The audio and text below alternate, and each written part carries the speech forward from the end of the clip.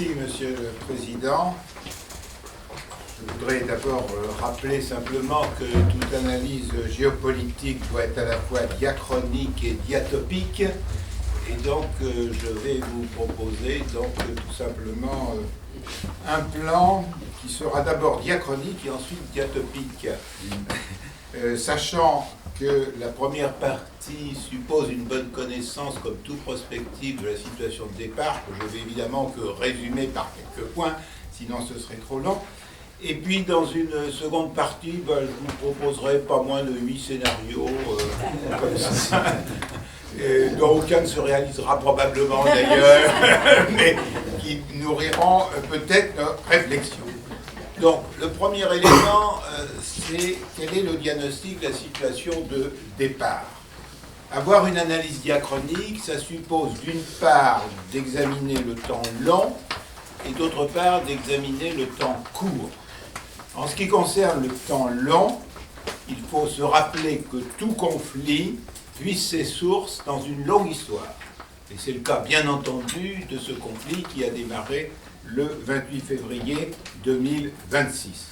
Alors, sans remonter à la période, par exemple, de Mossadegh en 1953, qui est quand même un élément qui a marqué la population iranienne et qui finalement a développé peut-être plus que certains le souhaiteraient le nationalisme iranien, qui est tout à fait logique, on est bien obligé de parler de la première date fondamentale, qui est le 4 novembre 1979, c'est-à-dire quand des étudiants iraniens envahissent l'ambassade des États-Unis à Téhéran et prennent 58 diplomates et citoyens américains en otage. C'est un événement majeur, puisque pour tous ceux qui considèrent que le droit international est quelque chose d'absolument merveilleux, c'est évidemment un événement qui déroge à toutes les règles du droit international, que ce soit les pires ou les meilleurs, selon la façon dont vous les jugez. Et cet événement est d'autant plus considérable qu'il va être suivi d'un échec américain en avril 1980, lorsque les États-Unis mènent une opération militaire pour essayer de récupérer leurs otages, et que cette opération échoue avec 8 militaires américains qui sont morts.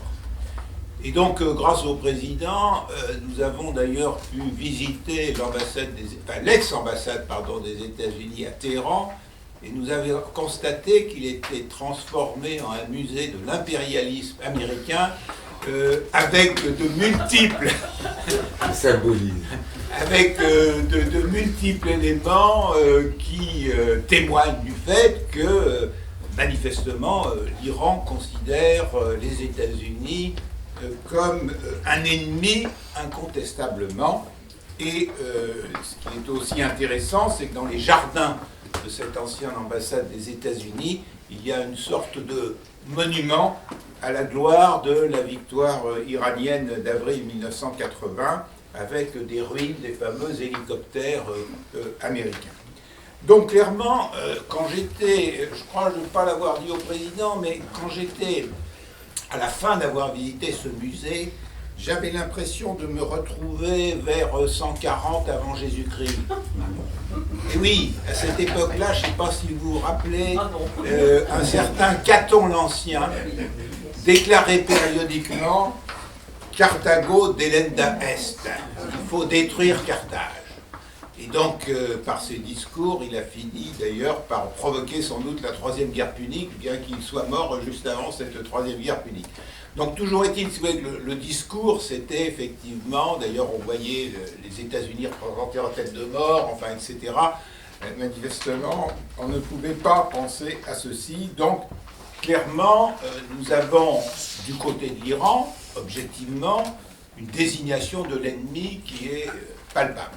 Elle est palpable aussi pour le second ennemi, celui qu'on appelle parfois le petit Satan par rapport au grand Satan, c'est-à-dire Israël.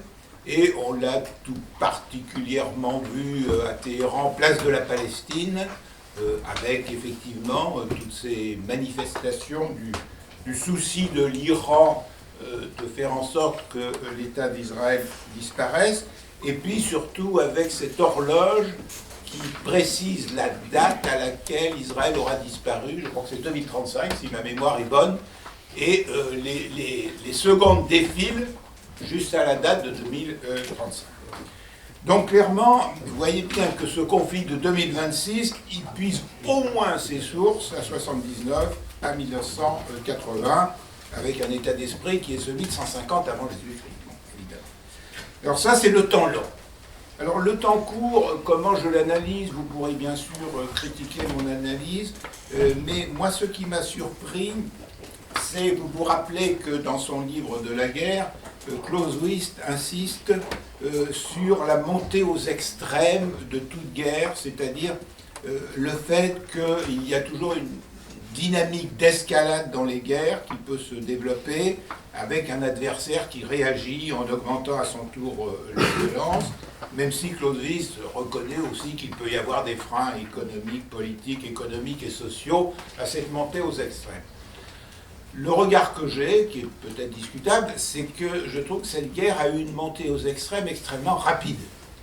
Et ceci me semble attesté par effectivement tous les mouvements militaires qui sont déroulés autour du Golfe Persique et au-delà, c'est-à-dire que normalement, effectivement, l'Iran avait annoncé attaquer tout ce qui relevait des bases américaines dans la région, mais on a vu qu'assez rapidement, les attaques sont allées bien au-delà des bases américaines et qu'on est même allé jusqu'en Turquie.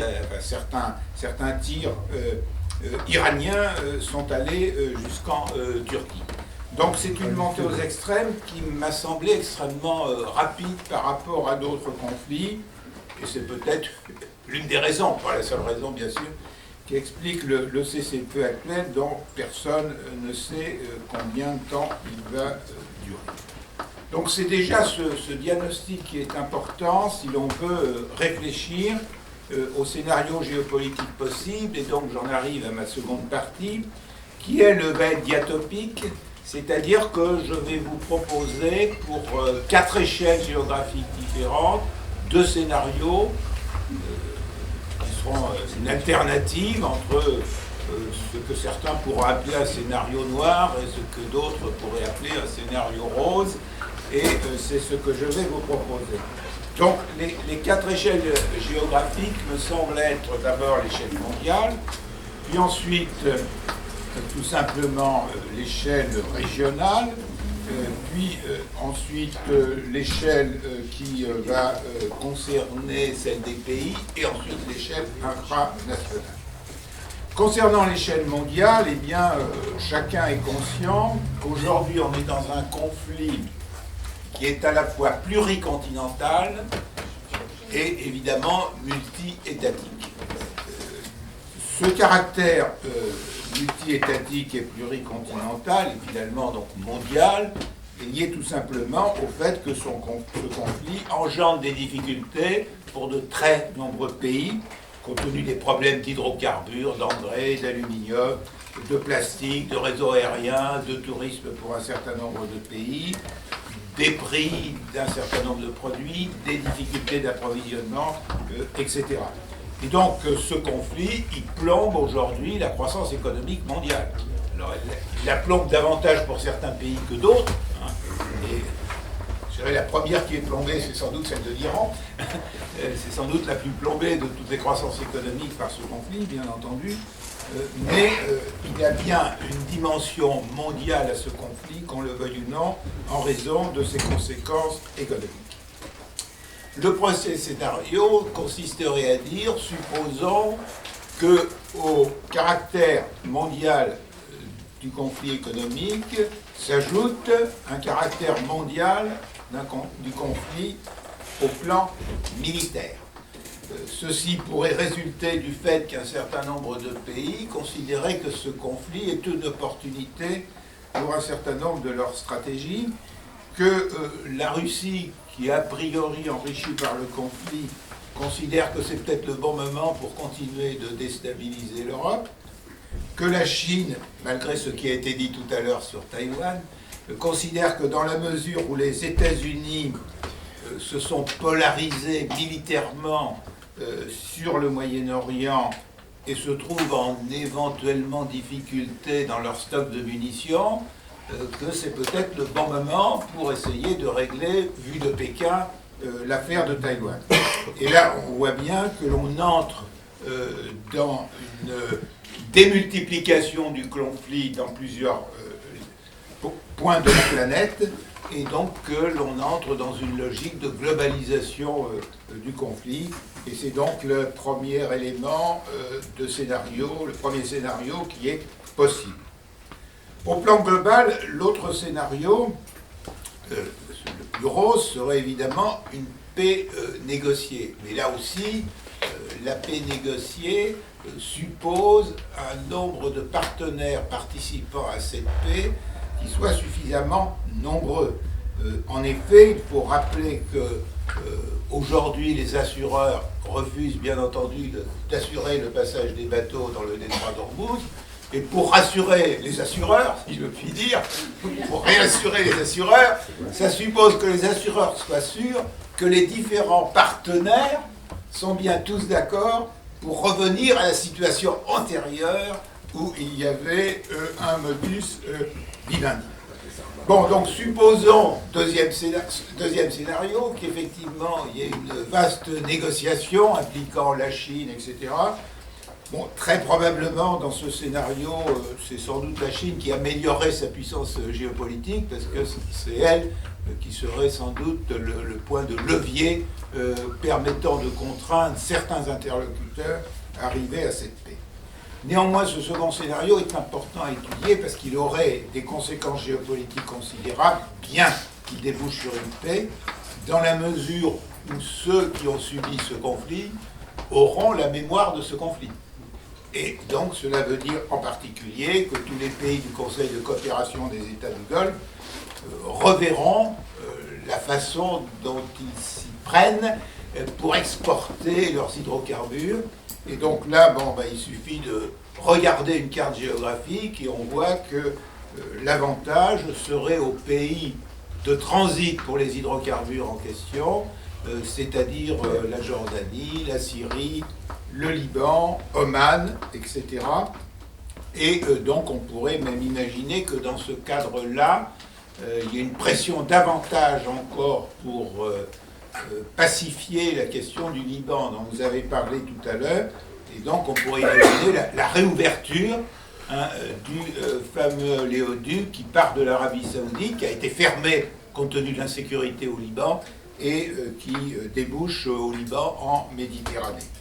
Donc vous voyez que ceci peut avoir des conséquences importantes. Et puis bien sûr, le Conseil de coopération du Golfe, qui n'était pas dans un tempérament d'union considérable ces dernières années, pourrait considérer que finalement, qu'ils mettent en synergie un certain nombre de moyens pourrait être utile quand même face à leurs voisins iraniens. Je change maintenant d'échelle et je m'abaisse donc en gros en Asie occidentale pour être simple, c'est-à-dire que mon troisième scénario est un conflit qui reste unicontinental, c'est-à-dire qui se limite à la région. Ce conflit unicontinental aurait deux éléments moteurs. Le premier, c'est que les États-Unis se retireraient de la région, ça c'est le premier élément, mais ce ne serait pas nécessairement un retrait à 140%. C'est-à-dire qu'en fait, le Conseil de coopération des États du Golfe, donc on n'a pas de paix dans ce scénario-là, qui pour le moment ont une posture défensive, prendrait une posture offensive. Et il prendrait d'autant plus cette posture offensive que bien que les Américains se soient retirés, ils continueraient à les aider en matière de renseignement ou en matière de moyens d'attaque. C'est pour ça que j'appelle ce scénario le scénario ukrainien, puisqu'évidemment, officiellement, il n'y a pas de troupes des États-Unis en Ukraine, mais en revanche, l'apport militaire des États-Unis en matière de renseignement et parfois en matière de tir à partir des États-Unis, puisque c'est ainsi d'ailleurs que l'Ukraine a gagné la guerre navale sans avoir de marine, est tout à fait essentiel. à cette échelle continentale, bien sûr, on pourrait trouver une solution, c'est mon quatrième scénario, où le golfe Persique deviendrait une sorte de mer Caspienne. C'est-à-dire, comme vous le savez, dans la mer Caspienne, il y a un modus vivendi, il n'y a toujours pas eu d'accord pour définir les zones maritimes des différents pays riverains, mais nous aurions donc une solution mer Caspienne qui en fait a un peu existé dans le passé. Moi, l'une de mes grandes surprises dans cette région, c'est une année où je revenais en avion d'Abu Dhabi, je crois, ou de Dubaï, vers Paris. Eh bien, d'abord, mon avion civil a survolé le détroit d'Ormuz. Je ne pensais pas qu'un avion civil, dans ma naïveté peut-être, et ensuite a survolé toute une partie des montagnes iraniennes. Un avion civil d'Air France, je crois, ou d'Etihad, je ne sais plus. Donc, ce qui prouvait, si vous voulez, qu'à l'époque, rien n'était écrit, mais en réalité, il y avait bien un accord de fait entre les différents pays pour que le golfe Persique soit dans les conditions de la mer Caspienne. J'en arrive maintenant à l'échelle en dessous, qui est celle des États. Avec d'une part donc une mode conflictuelle, c'est-à-dire qu'à l'échelle des États, on pourrait donc imaginer que du côté des pays à majorité musulmane, on soit dans une logique de paix, et auquel cas cette paix pourrait s'organiser, je veux dire par exemple, dans le cas de l'organisation de la conférence islamique, mais qu'en revanche, le conflit biétatique, c'est-à-dire entre Israël et l'Iran, lui continuerait, je dirais comme avant, en quelque sorte. Mais disons que le conflit serait réduit à ces deux pays. Dans le cadre de ce scénario, d'un conflit biétatique qui se continue, l'on peut aussi l'inverser, j'en arrive à mon sixième scénario, par ce que j'appelle la paix de Cyrus. Donc là, nous sommes en 539 avant Jésus-Christ. Cyrus, comme vous le savez, vient de s'emparer de Babylone, mais dans des conditions sans véritable violence. Et donc le roi Cyrus publie un décret instaurant la liberté de culte et autorisant en particulier les différents habitants de ce qui est en train de devenir l'Empire perse élargi à aller habiter là où ils le souhaitent. Et en conséquence, ce sont donc les Juifs de Babylone qui regagnent la région du Proche-Orient et vont d'ailleurs mettre en œuvre la deuxième reconstruction du temple à ce moment-là. Bon, donc voilà ce qui pourrait se passer comme scénario, une nouvelle paix de Cyrus. Pardon. Enfin, il me reste donc deux scénarios, puisque je vous en avais promis 8. Et le septième scénario, c'est un scénario donc, selon lequel des problèmes éclatent à l'échelle des pays eux-mêmes et par exemple à l'échelle de l'Iran ou à l'échelle d'Israël. C'est-à-dire qu'en Israël, on aurait effectivement le gouvernement actuel qui serait totalement discrédité et renversé et arriverait au pouvoir des dirigeants qui veulent une stratégie totalement différente pour leur pays. Et du côté de l'Iran, eh bien, on pourrait imaginer une révolution un peu comme celle qui s'est déroulée en 1905, c'est-à-dire en fait un changement de pouvoir, et ce changement de pouvoir s'accompagnant d'une stratégie fondamentalement nouvelle. Alors, dans ce scénario-là de logique infranationale, les changements géopolitiques de chacun des pays, Iran et Israël, signifieraient des changements de stratégie, mais sans éclatement du pays, alors que dans mon huitième et dernier scénario, eh bien, en fait, ce sont ces pays qui imploseraient eux-mêmes. C'est-à-dire que compte tenu des divergences considérables qu'il y a au sein des populations respectives, eh bien, nous aurions une implosion d'Iran, une implosion d'Israël. Alors, en conclusion, que dire ? Alors, vous allez me dire, tous ces scénarios, ça n'a aucun intérêt. À mon sens, si, ça a un intérêt, dans la mesure où peut-être qu'aucun ne se produira, mais dans la mesure où il sera intéressant de les comparer avec ce qui se produira. Et donc il sera intéressant d'analyser la réalité du déroulé géopolitique des prochaines années en les examinant par rapport à ces scénarios qui aideront à mieux comprendre ce qui se passe. Et de toute façon, je voudrais quand même conclure avec la fameuse phrase de MacArthur qui nous éclaire toujours sur ces problèmes de conflit. Les batailles perdues se résument en un mot, trop tard. Deux Merci. mots. Deux mots.